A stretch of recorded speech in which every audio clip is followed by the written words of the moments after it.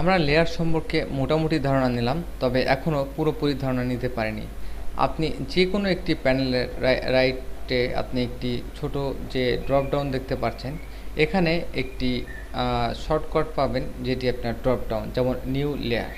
নতুন একটি লেয়ার আপনি ক্রিয়েট করতে গেলে যে অপশন আপনারা এখানে সিলেক্ট করতে পারবেন সেটি হচ্ছে কালার। আপনি যে কোনো ধরনের একটি কালার এখানে সিলেক্ট করতে পারেন। এখানে বিভিন্ন ধরনের কালার রয়েছে। আপনি কোন লেয়ারে কাজ করছেন, কোন অবজেক্টের, আপনি এখান থেকে কালার দিয়েও অনেক সময় খুব সহজে ধরে নিতে পারেন। এবং আপনি এখানে ইয়েলো কালার সিলেক্ট করেন এবং এখানে জাস্ট প্রিন্ট, শো, প্রিভিউ এবং টেমপ্লেট এখানে জাস্ট অ্যাড করা নেই। জাস্ট টেমপ্লেট আপনি ইচ্ছা করলে এখানে ব্যবহার করতে পারেন, তবে আমি এখানে কোনো টেমপ্লেটের কাজ করছি না। Just okay. আপনি এখানে দেখতে পাচ্ছেন এটি ইয়েলো কালারে অ্যাক্টিভ হয়েছে। নতুন আরও একটি লেয়ার যখন নেবেন তখন এখানে আপনি কোনো এরকম ধরনের অপশন পাবেন না। তবে আপনি এখানে অল্টার চেপে যদি ক্লিক করেন তাহলে দেখতে পাবেন যে সেম ডায়ালগ বক্সটি এখানে আপনি পাচ্ছেন। নর্মালি ক্লিক করলে আপনার কোনো নোটিফিকেশন ছাড়াই একটি লেয়ার তৈরি হবে। যখন আপনি অল্টার প্রেস করে এখানে ক্লিক করবেন তখন আপনি দেখতে পাবেন যে আপনার এখানে নতুন লেয়ারের যে অপশন, এখান থেকে আমি আমার কালারকে গোল্ড সিলেক্ট করে ওকে প্রেস করলাম। শুধু তাই নয়, এখানে আপনি জাস্ট নিউ সাব লেয়ার, নতুন একটি সাব লেয়ার তৈরি করতে পারেন। ইচ্ছা করলে এটির নিচে আপনি আরও একটি সাব লেয়ার, এখান থেকে সাব লেয়ারটি আপনি ব্রাউন কালার সিলেক্ট করে তৈরি করতে পারেন। এটি আমাদের সাব লেয়ার। এবং সাব লেয়ারের ছোট একটি এখানে আইকন দেখতে পাচ্ছি, যেটি ক্লাবস এবং এক্সপ্যান্ড বা ছোট একটি বাটন বা ছোট একটি আইকন। এটির মাধ্যমে আপনি আপনার লেয়ারকে আপনি প্রিভিউ করার জন্য এক্সপ্যান্ড করতে পারেন। আপনি এখন যদি এখানে কোনো অবজেক্ট ড্র করেন তাহলে খেয়াল করুন, আমি যখন এই অবজেক্টটিকে সিলেক্ট করছি তখন আমাদের লেয়ার 1, এই অবজেক্টকে যখন সিলেক্ট করছি তখন আমাদের লেয়ার 3 এবং প্যাথ।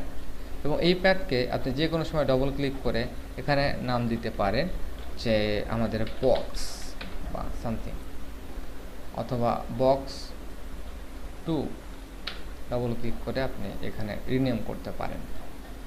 লেয়ার খুব ডিফিকাল্ট কিছু না, তবে লেয়ারের ক্ষেত্রে আপনি এখানে ব্যবহার করতে পারেন ডুপ্লিকেট লেয়ার। এবং ডুপ্লিকেট লেয়ারের ক্ষেত্রে আপনি সেম জিনিস আরও একটি ডুপ্লিকেট করতে পারেন। যখন এটিকে মুভ করবেন তখন দেখবেন যে লেয়ারটি ডুপ্লিকেট হয়েছে।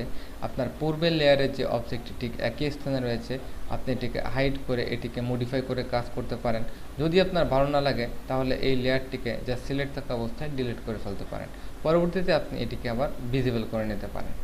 এটি তাহলে নন ডিস্ট্রাকটিভ টাইপের একটি কাজ হবে। এরপর আমাদের এখানে যে অপশন রয়েছে ডিলিট লেয়ার, আমরা জানি যে কি লেয়ার অপশন একই জিনিস। আপনি যদি আবার লেয়ার অপশনে যেতে চান এবং এর নিচে মেক ক্লিপিং ম্যাচ এবং এন্টার আইসোলেশন মোড, যাই হোক এটি আমাদের দরকার নেই। এখানে আমাদের রয়েছে ফ্ল্যাটেন আর্টওয়ার্ক।